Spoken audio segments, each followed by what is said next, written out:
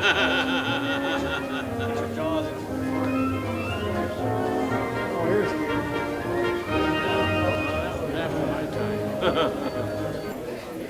brother, he was at Vietnam.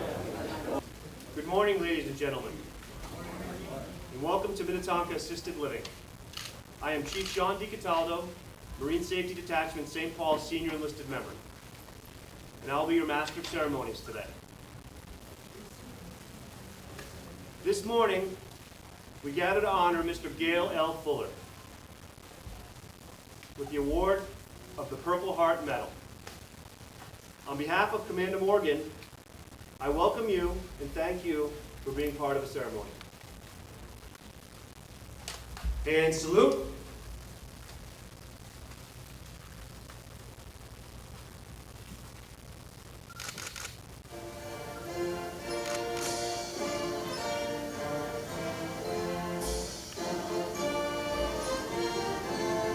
March 8, 1944, USS Leopold reported a high-frequency direction-finding intercept, which indicated an enemy submarine en route to the convoy.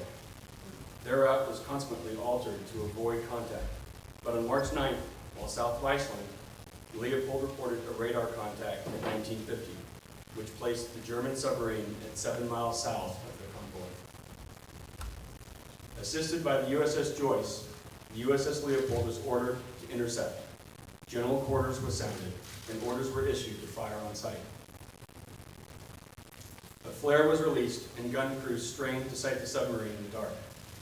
The U-boat was almost submerged when spotted, and the gun crews had to work blind. There was an exchange of fire, and the USS Leopold was torpedoed. The resulting damage required the captain to order abandoned ship.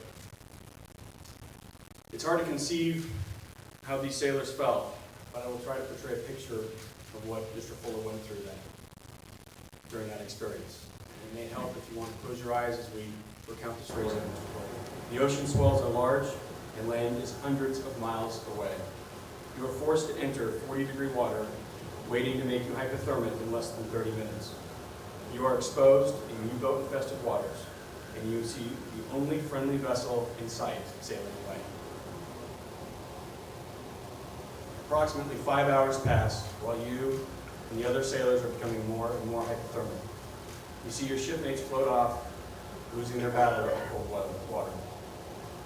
The USS Joyce had dropped behind for rescue work, but could not stop to pick up their shipmates at that moment because she too was under attack from the German U-boat. The USS Joyce slowly pulled out of sight, but was back in the early morning to rescue the 28 remaining survivors. Hypothermia caused by the cold water is responsible for most of the 171 Coast Guard lives lost during the sinking of the Leopold. The USS Joyce provided needed medical attention while rejoining the convoy and made it to the United Kingdom without further incident.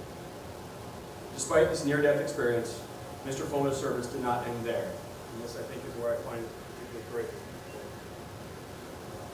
After being stationed ashore, following his return to the United States, he pressured his command to return to sea. He was subsequently transferred to U.S. Coast Guard Cutter Spencer, where he served on patrol duty in both the Atlantic and the Pacific with the 7th Fleet. He was then assigned to the U.S. Coast Guard Cutter Lupine, a buoy tender based out of San Francisco. Following his honorable discharge from the Coast Guard in March of 1946, Gale returned to his native Minnesota. This young seaman served his country well and epitomizes the Coast Guard core values of honor, respect, and devotion to duty. United States of America.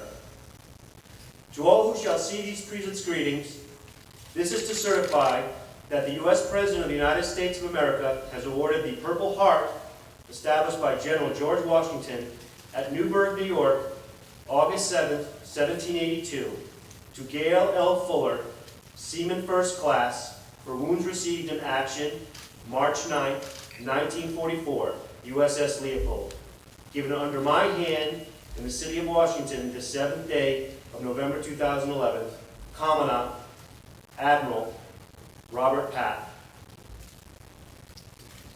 Seaman Fuller, on behalf of the President of the United States and all Americans, I'd like to present you with the military order.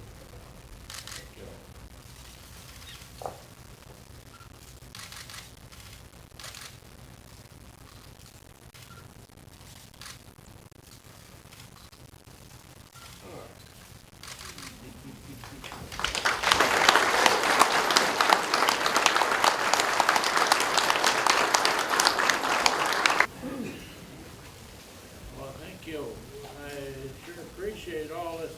I only expected about a dozen people here today. I want to thank everybody that's involved in this. I want to thank them. It's a great honor. I hope everybody can hear me.